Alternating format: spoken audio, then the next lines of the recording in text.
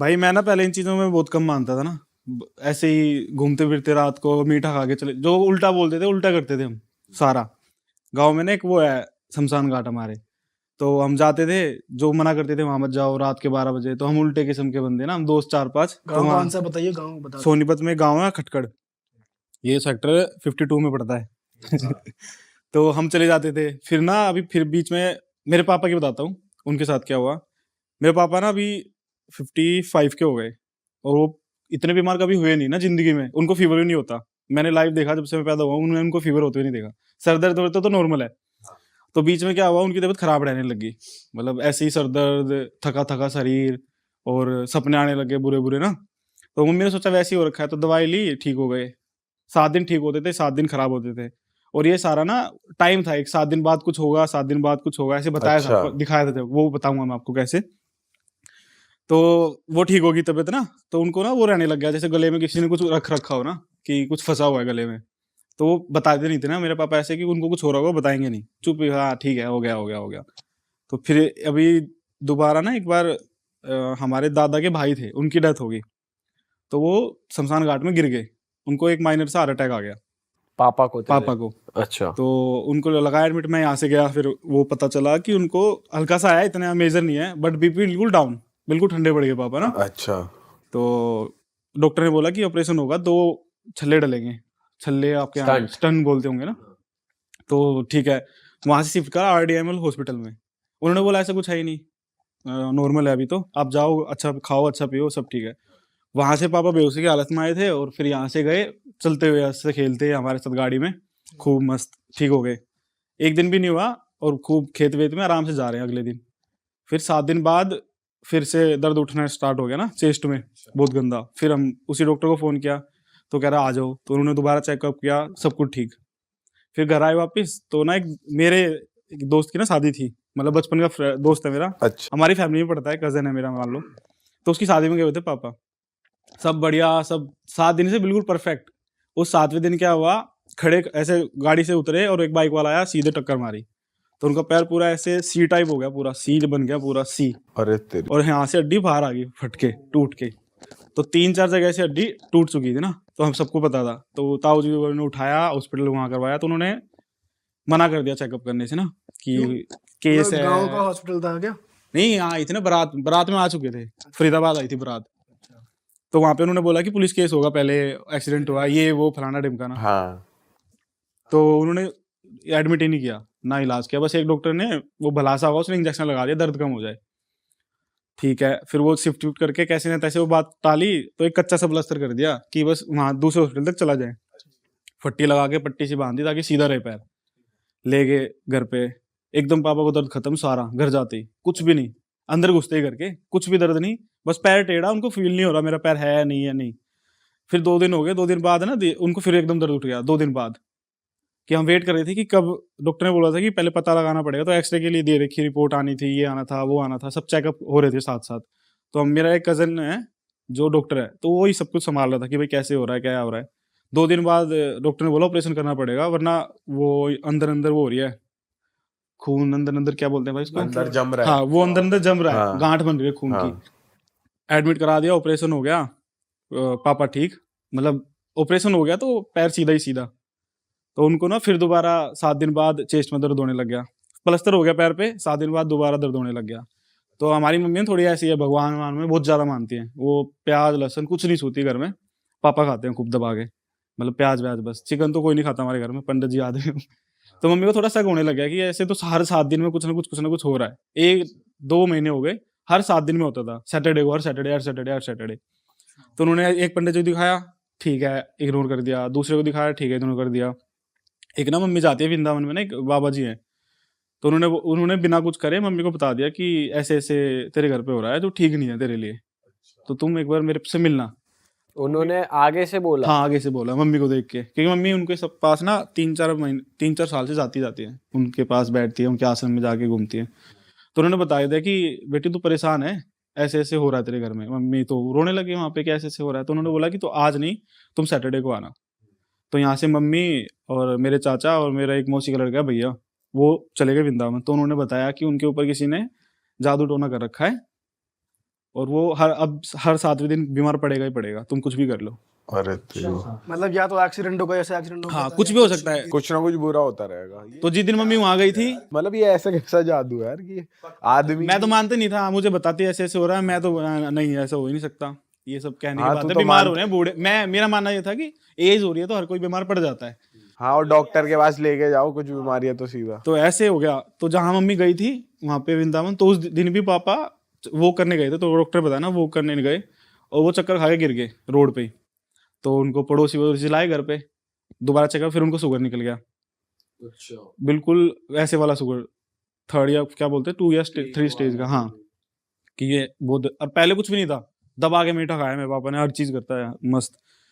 उसके बाद वहां से पता लगा ये, तो उन्होंने बोला कि ऐसे ऐसे पूजा होगी और ठीक हो जाएगा।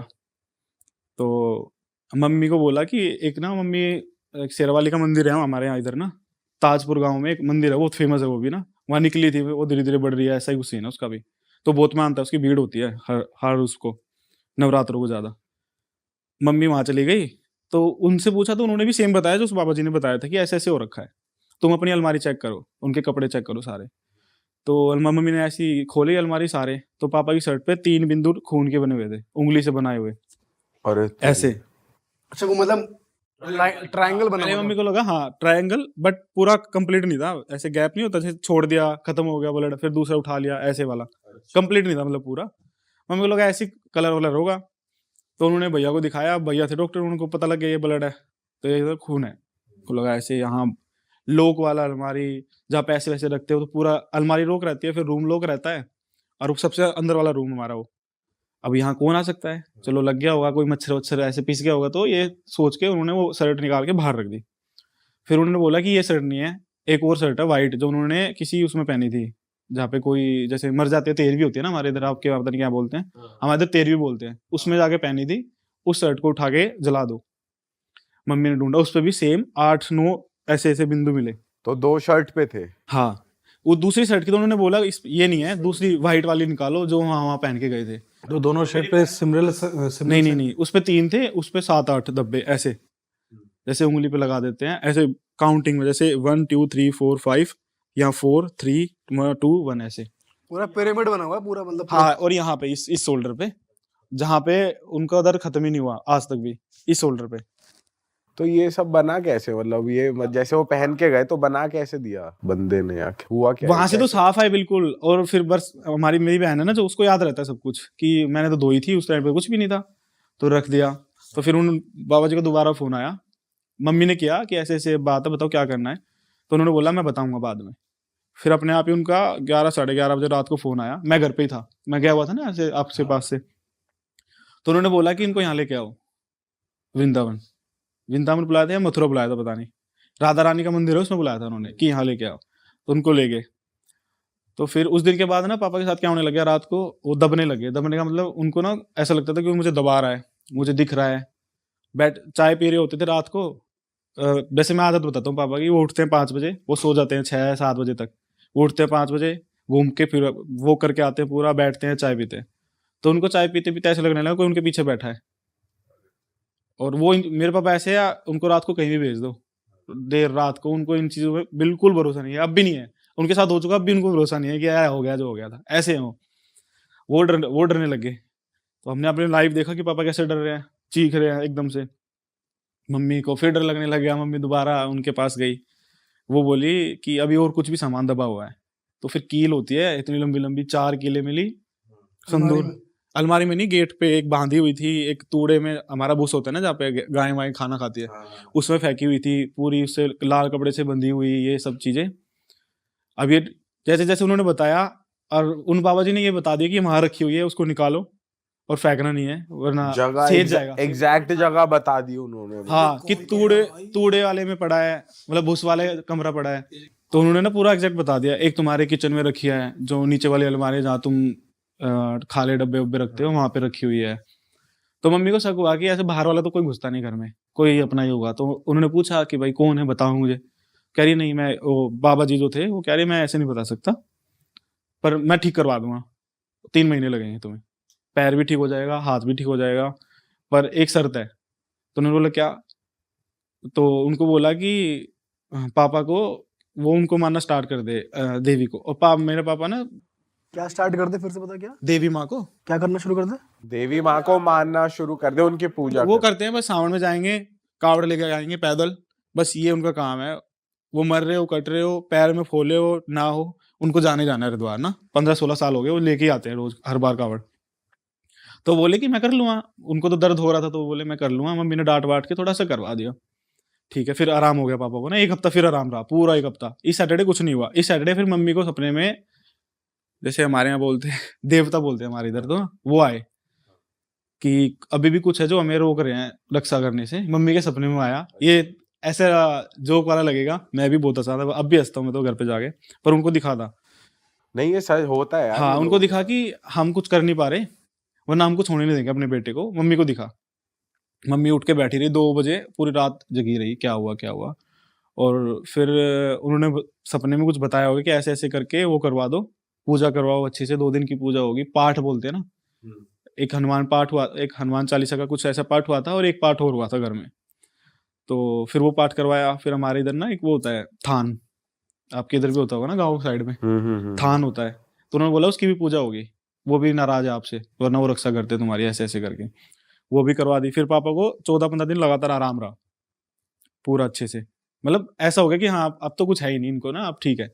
फिर सडनली अगले सैटरडे को ही, उसी सैटरडे को उनको रात को डर लगा कि फिर से वही चीज होने लग गई, और वो रो रहे हैं, मतलब बता नहीं रहे किसी को, और रो रहे हैं। मम्मी उठी, क्या हो रहा है, तो देखा चुपचाप रो रहे हैं पापा।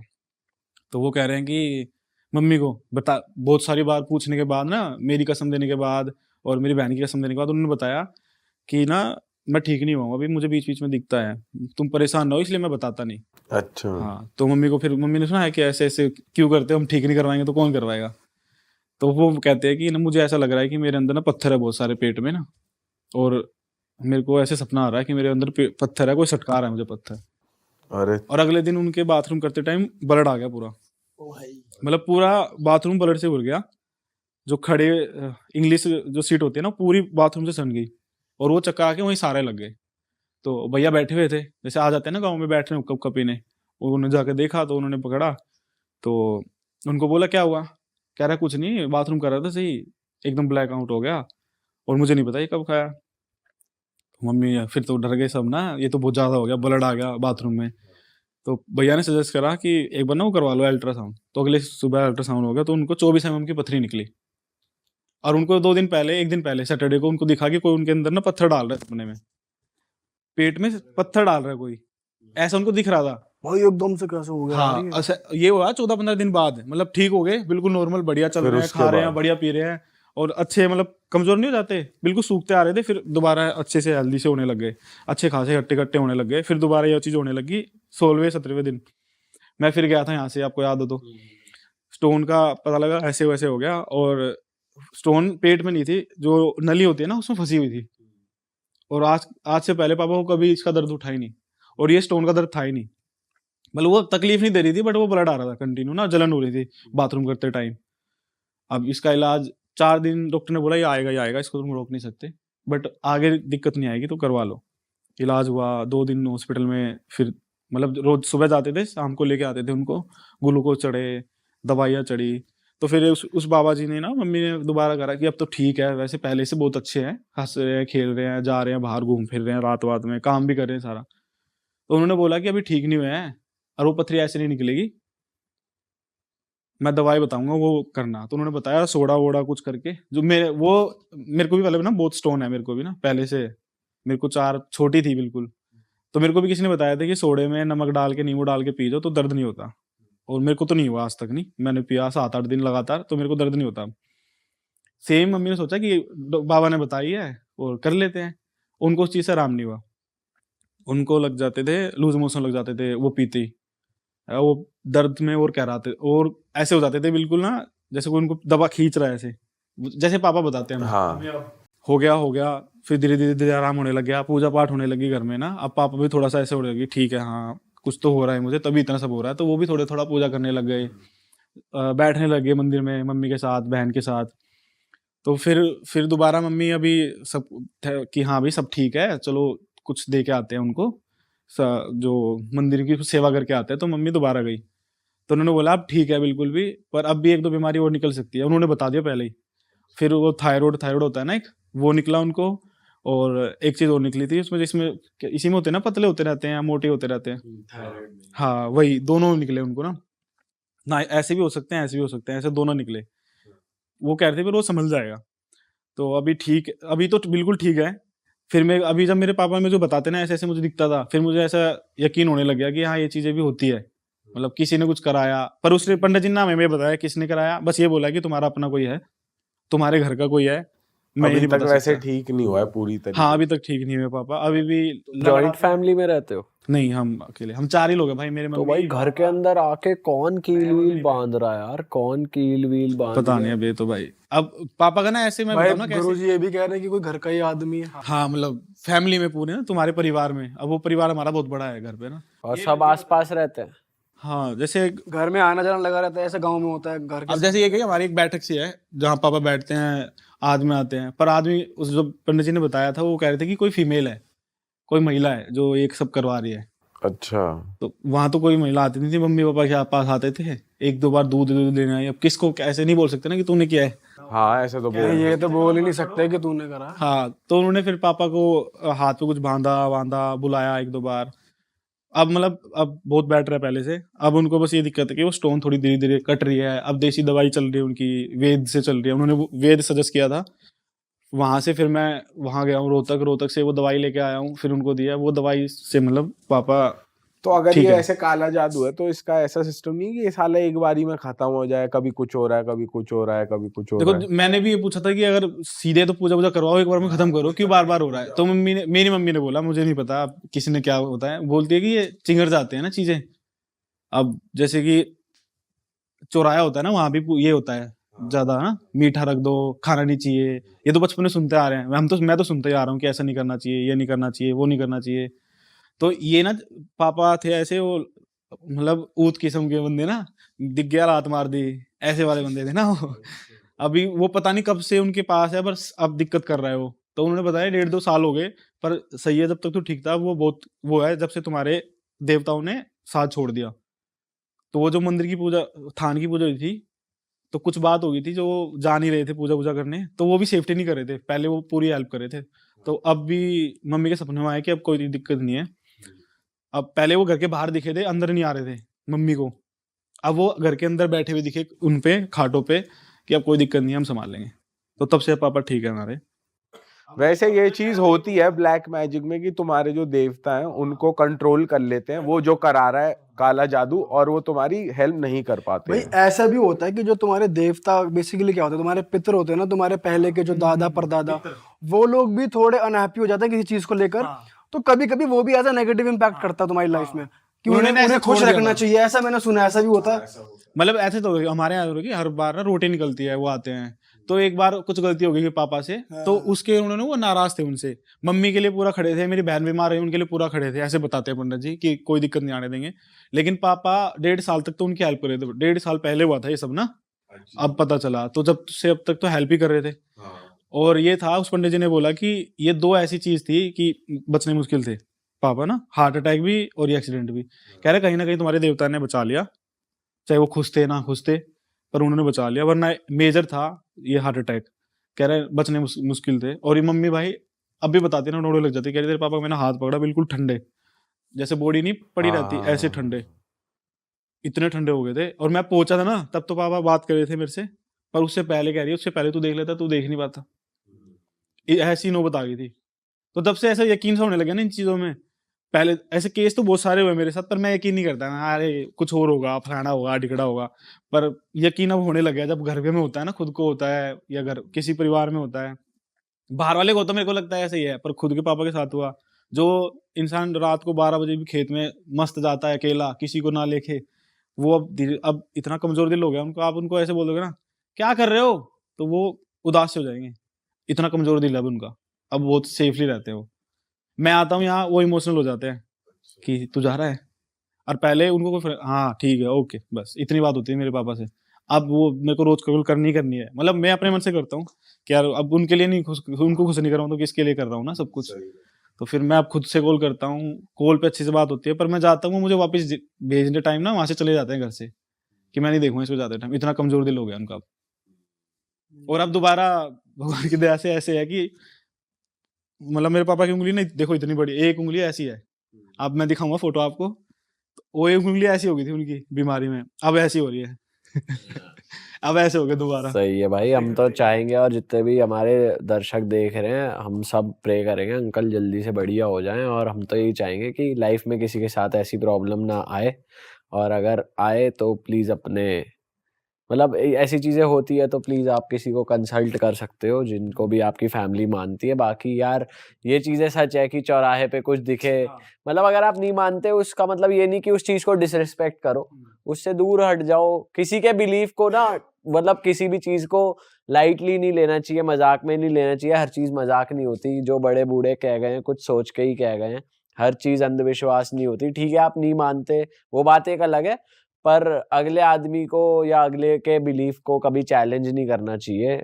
नेगेटिव एनर्जीज हैं इस दुनिया में, क्यों अमित जी? मैं आपको भाई इस बात पे एक बात बताऊं, मैं मेरे साथ क्या हुआ था बचपन में, जब मैं 6th क्लास में था तो मुझे ना एक लेडीज दिखती थी लाल साड़ी वाली। एक लेडीज हाँ दिखती थी मतलब दिखती थी ना। कैसे? मेरे को लगता था वो सच में है ना कहीं मुझे देखती थी रोज ना ऐसे छुप छुप के, तो मैं रात को सो नहीं पाता था उसकी वजह से। जैसे आज एक बार इग्नोर कर दिया मैंने, मैं अरे कोई जा रही होगी गली से, पर वहां पे था नहीं। ये बाद में पता चला कि वो था ही नहीं कुछ ना, वो छलावा था, मेरे कुछ चढ़ा दिया था ना किसी ने, मैंने कहीं पैर रख दिया होगा तो वो मुझे दिखती थी। इतनी सी उम्र में भाई किसने क्या 7th क्लास में भाई दिया मेरे को यार?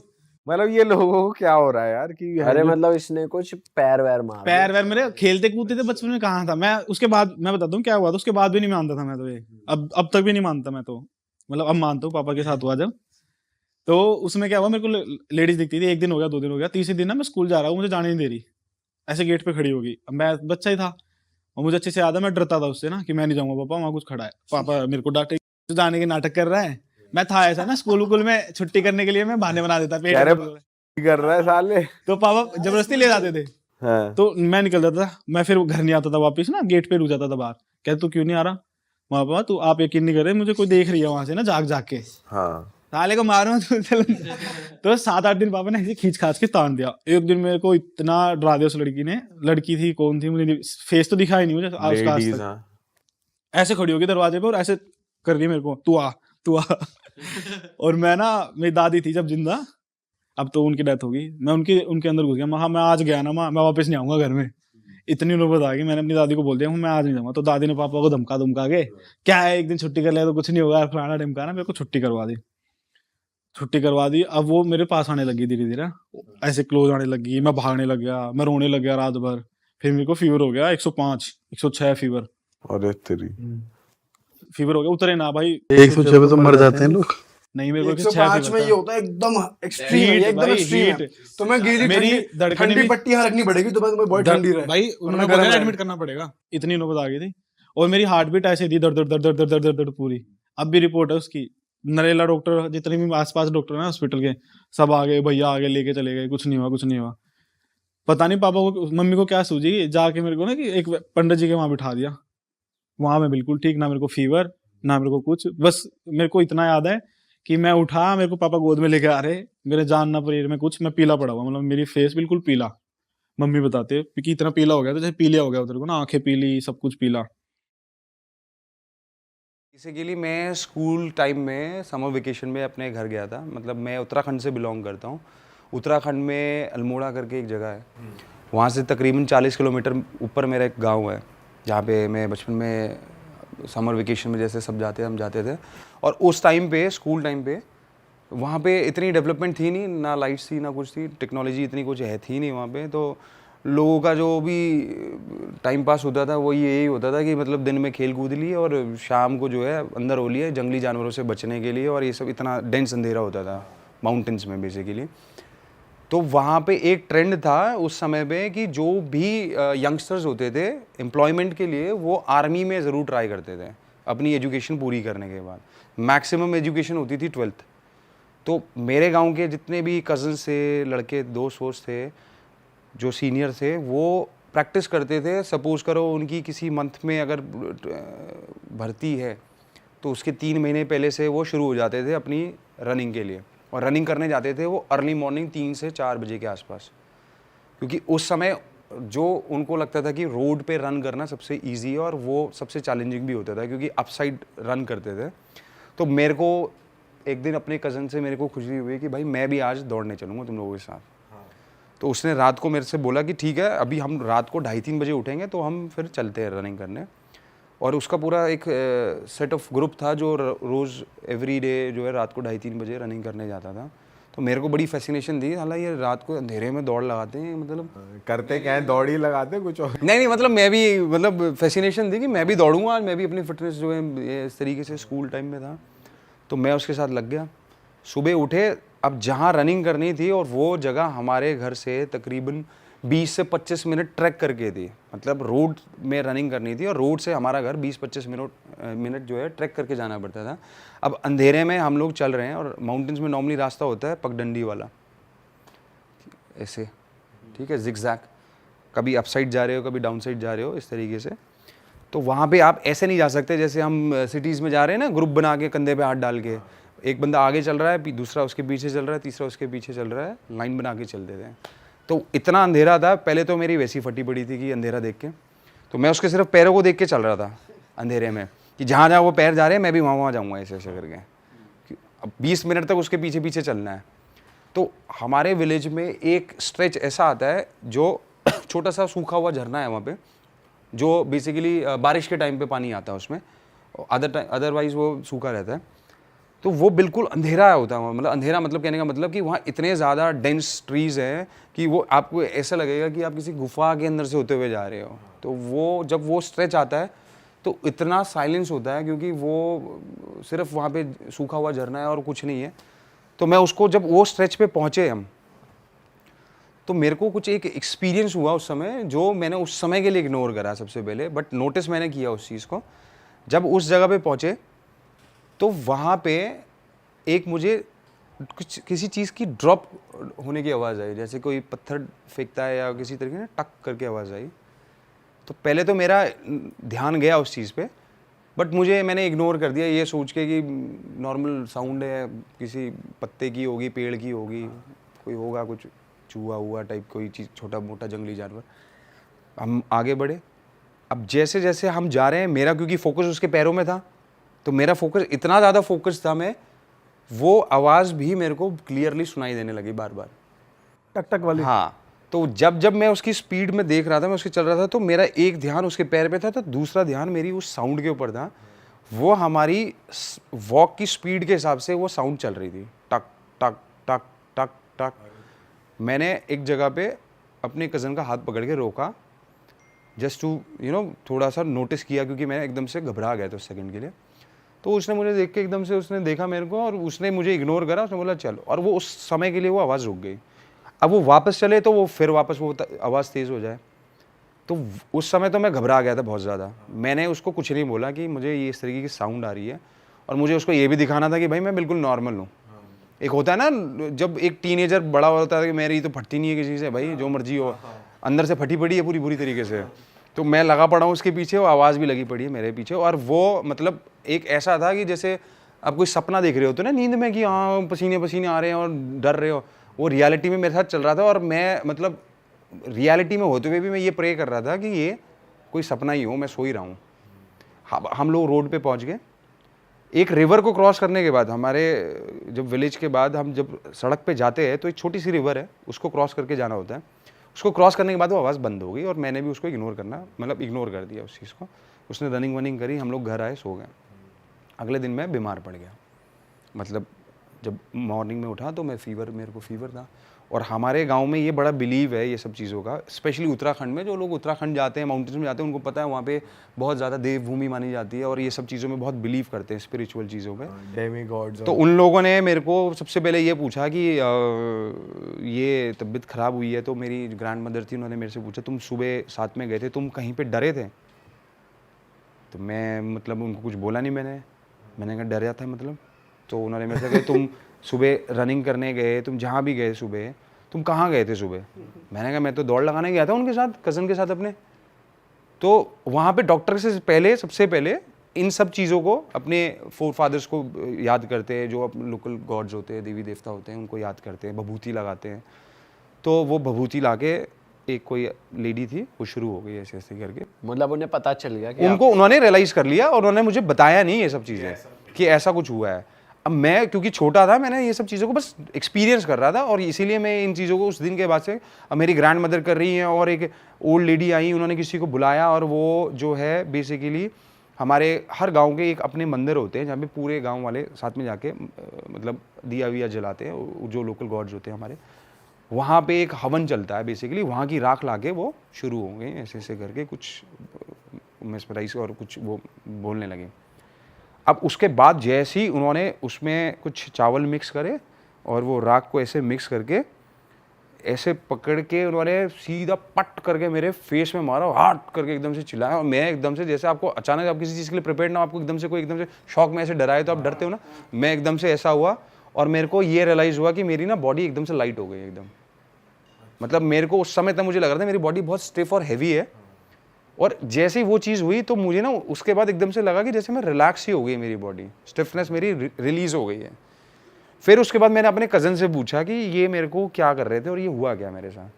तो उसने मेरे को बताया कि तू कल उस झरने के पास में तूने मेरा हाथ पकड़ा था, तू डरा था वहाँ पे। मुझे लगा शायद इसने मेरी ग्रैंड मदर को बताया। मैंने कहा हाँ डरा तो था। अब सच बताना पड़ेगा आपको। हाँ अब हाँ, तो मैंने उसको बोला कि भाई मैं डरा भी था, लेकिन मैंने दादी को इसलिए नहीं बताया क्योंकि मुझे डर लग रहा था उस समय कि मैं बताऊँगा तो मेरे को डांट पड़ेगी। और तूने बताया दादी को? कह रहा नहीं मैंने कुछ नहीं बताया, बस उनको पता था कि हम लोग सुबह गए हैं ऐसे ऐसे, तो उन्होंने इसलिए पूछा तेरे से। और हमारे यहाँ पर ना ऐसा ऐसा होता है, एक चीज़ होती है, मैं तुझे बता देता हूँ। जिस जगह से हम गुजर रहे थे उस जगह पे बहुत साल पहले कोई न्यू बॉर्न बेबी था, डेथ हो गई थी उसकी at the time of birth. तो उसको वहाँ पे, क्योंकि हमारे हिंदुज़म में न्यू बॉर्न बेबी को मतलब जलाते नहीं है बेसिकली, उसको वो करते हैं, बरी करते हैं, तो वो उसको वहाँ पे दफना दिया था। और ऐसा बिलीव है कि वो बच्चे की रोने की आवाज़ आती थी पहले उस टाइम पे, जैसे कोई छोटा बच्चा रोता है, कई टाइम तक वो आवाज़ आती रही और एक टाइम तक वो आवाज़ हैवी होती चली गई। कहने का मतलब कि वो बच्चा बड़ा हो रहा है तो उसकी आवाज़ भी हैवी होती थी और बहुत ज़्यादा लोगों को वो फील भी होती थी, स्पेशली जब वो उस रास्ते से निकलते थे तो मोस्टली लोग उस रास्ते से अवॉइड करते जाना। तो मैंने कहा हम क्यों गए? तो उसने मुझे बताया कि वो सबसे ज़्यादा शॉर्टकट है उस जगह पे जाने का जहाँ मैंने रनिंग करनी होती है। तो वो जगह पे उसने मुझे बताया कि वहाँ पे वो जो बच्चा है एक टाइम तक वो रोता था, उसके बाद उसकी आवाज़ आनी बंद हो गई। अब ऐसा बिलीव है कि वो वहाँ से आने जाने वाले लोगों को तंग करता है। तो तेरे को कुछ आवाज़ आई थी वहाँ पे? तो मैंने उसको बताया कि मेरे को ना ऐसे टक टक टक टक करके आवाज़ आ रही थी और वो जब हम भाग रहे थे, मतलब जब हम जा रहे थे तेज़ी से, तो वो तेज़ होती हुई जा रही थी और वो नदी के क्रॉस नहीं हुई। तो बोला वो इसीलिए नहीं हुई क्रॉस क्योंकि हमारी जो विलेज की जो बाउंड्री है वो बेसिकली नदी तक ही है, वो दूसरे गांव जाएगा ही नहीं कभी, वो उसी एरिया में घूमता है और वो उसी एरिया से ही लोग जो आते जाते हैं उनको तंग करता है, परेशान करता है और उनको अपनी प्रेजेंस दिखाता है वहाँ पे। तो वो एक ऐसी चीज़ थी जो मेरे को पहली बार ऐसा एक्सपीरियंस हुआ। और आज भी मैं उस जगह से जाता हूँ, उस जगह पे आज भी कोई घर नहीं बना है उस एरिया पे, उस जगह को कोई यूज़ नहीं करता है, बिल्कुल अबैंडन जैसा पड़ा हुआ है। और उस रास्ते से आप अभी भी जाओगे तो चाहे वो दिन हो चाहे रात हो, वहाँ पे इतनी साइलेंस होती है कि मतलब नॉर्मल आदमी भी वहाँ जाके घबरा जाए बिल्कुल, जो इन चीज़ों में बिलीव नहीं करता। और वहाँ पे मेरे अलावा जो मैंने उससे पूछा कि किसी और ने भी एक्सपीरियंस करा है, तो उसने मुझे बताया कि यहाँ पे कई बार लोगों को ऐसा एक्सपीरियंस होता है कि कोई रास्ते से जा रहा है या तो वो उसके ऊपर कोई पत्थर फेंक रहा है, और एक किसी के साथ ऐसा एक्सपीरियंस हुआ था कि जो हम जब बॉन फायर करते हैं, लकड़ी जलती है तो लास्ट में राख रह जाती है और कुछ शोले से बन जाते हैं उसकी लकड़ी के, तो उसको ऐसा रियलाइज़ हुआ था कि किसी ने उसके ऊपर वो फेंके वहाँ से। तो उस ऐसे विजुअल्स आए थे या क्या? उसने फील करा कि कुछ ऊपर से गिर रहा है, तो जब उसने ऊपर देखा तो उसको लगा कि ऊपर से ऐसे अंगारे गिर रहे हैं और उसने ऐसे अपने आप को बचाने की कोशिश करी, उसने देखा कुछ नहीं था वहाँ पे। और वहाँ पे कई बार ऐसा हुआ है जो जिन लोगों के साथ एक्सपीरियंस हुआ उसके बाद वो बीमार पड़ जाते थे और एक टाइम के बाद वो फिर उसको जो हमारे जो गॉड हैं उनकी आप बभूति लगाते थे तो वो ठीक हो जाते थे। तो ये मेरा पर्सनल एक्सपीरियंस है।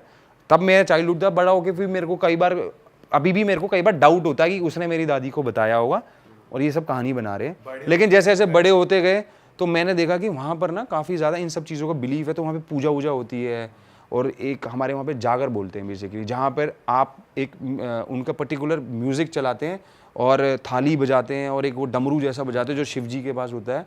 उसके बाद वो गॉड को प्रेज करते हैं और वो गॉड की सोल जो है वो किसी की बॉडी में एंटर करती है और वो लोग नाचते हैं। और वो वहाँ के लोग जो है ना, सबसे पहले जो अपनी फैमिली की प्रॉब्लम्स होती है वो उनसे शेयर करते हैं और वो उनको उसका सोल्यूशन देते हैं कि आपके साथ कुछ भी प्रॉब्लम हो रही है तो उसका रीज़न क्या है, कि आपके कोई फोर फादर आपसे नाराज़ हैं, या आपको कोई ऊपरी हवाएं हैं, या आपके ऊपर कोई नेगेटिव वाइब्स हैं, कोई टोना टोटका कुछ इस तरीके से वो उनको हेल्प करते हैं। लाइव देखा है ये मैंने कई बार देखा है लोगों को देखते हुए। इवन एक पहले मेरे को डाउट होता था कि ये सब चीज़ें सब ढकोसले हैं। मैंने एक चीज़ देखी थी, एक ऐसी लड़की जो सिर्फ हिंदी बोलती थी और उसकी बॉडी में जब वो एंटर हुए तो वो जो पहाड़ी लोकल लैंग्वेज होती है उस लड़की ने कभी नहीं बोली थी, वो बोल रही थी उसमें।